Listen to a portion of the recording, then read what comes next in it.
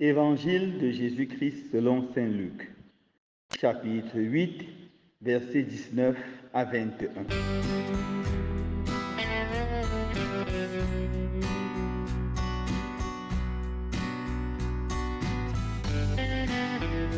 Ce temps-là, la mère et les frères de Jésus vinrent le trouver, mais ils ne pouvaient pas arriver jusqu'à lui à cause de la foule. Il lui fit savoir: ta mère et tes frères sont là dehors, qui veulent te voir. Il leur répondit: ma mère et mes frères sont ceux qui écoutent la parole de Dieu et qui la mettent en pratique. Acclamons la parole de Dieu. Louange à toi, Seigneur Jésus.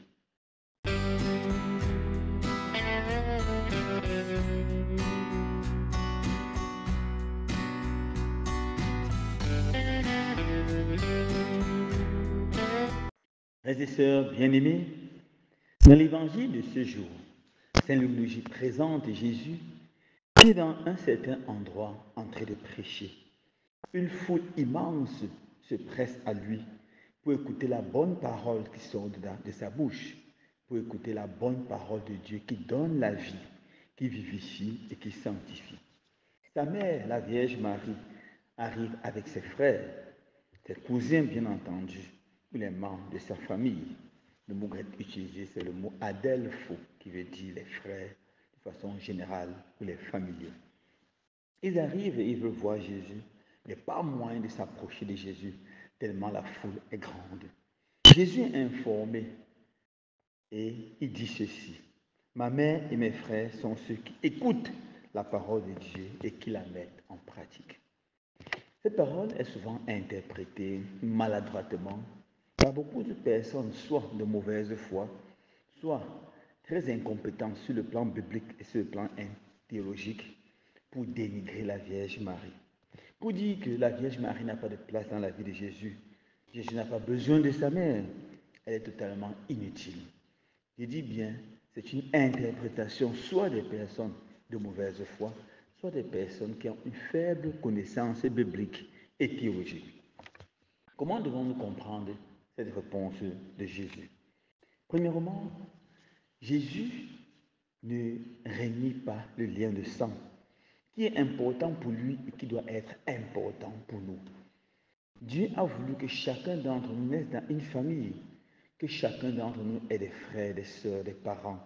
Nous devons les aimer. Nous devons travailler pour que nos familles vivent dans la paix, dans l'harmonie. Nous devons les soutenir. Ça, c'est la première chose. D'ailleurs, le 4e commandement est très beau. Honore ton père et ta mère. Et c'est le seul commandement auquel est attachée une promesse. Ainsi tes jours seront prolongés sur la terre.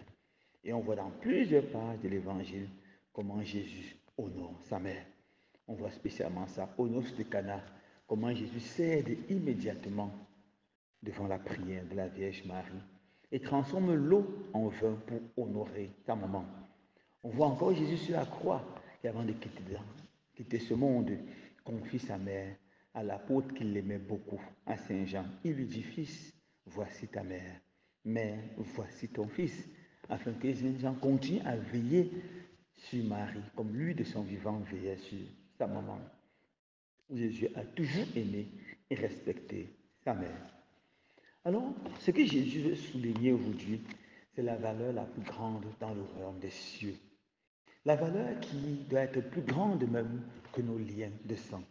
Il s'agit de la parole de Dieu autour de laquelle nous devons être rassemblés. Lorsqu'il dit: ma mère et mes frères sont ceux qui écoutent la parole de Dieu et qui la mettent en pratique, Jésus parle de la nouvelle famille qu'il est venu créer, la famille des chrétiens.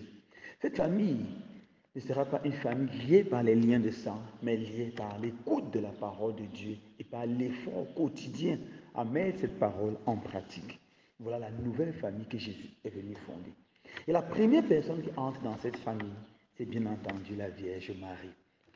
Car la Vierge Marie, plus que tout autre être humain, s'est appliquée à écouter la parole de Dieu et à la mettre en pratique.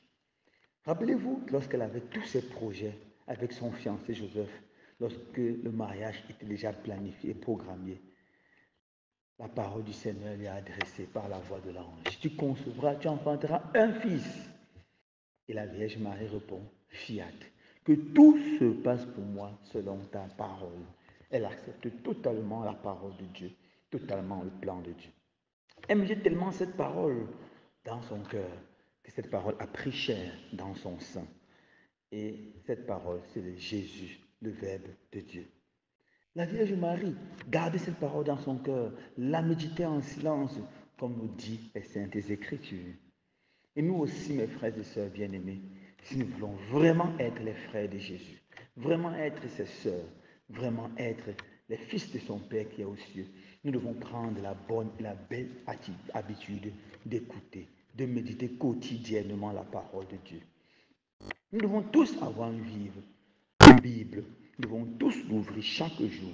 Et surtout, nous devons, dans notre vie de chaque jour, nous efforcer à mettre cela en pratique. Lorsque la parole de Dieu nous appelle à l'amour inconditionnel, même à l'amour de nos ennemis, nous devons demander la grâce au Saint-Esprit d'aimer vraiment nos ennemis, de pardonner, d'aimer toute personne.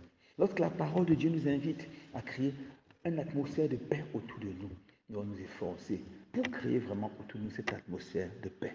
Lorsque la parole de Dieu nous dit de porter notre croix chaque jour et de marcher à la suite du Christ, nous ne devons pas maudire la croix et chercher seulement la prospérité. Nous devons accepter la croix et la porter courageusement derrière le Seigneur.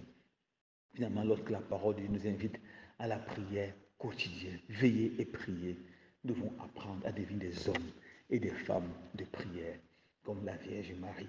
Nous devons apprendre à nous abîmer dans l'adoration du Saint-Sacrement, à nous laisser consommer dans les actes de piété. Quand ce jour, le Seigneur donne de comprendre que pour être ses véritables frères, ses véritables sœurs, pour être membre de sa famille, il ne suffit pas seulement d'être baptisé, mais il faut absolument prendre la bonne habitude d'écouter quotidiennement sa parole, de commencer sa journée par un bon temps de méditation des Saintes Écritures et de nous efforcer pendant toute la journée à mettre cette parole en pratique. Loué soit Jésus-Christ.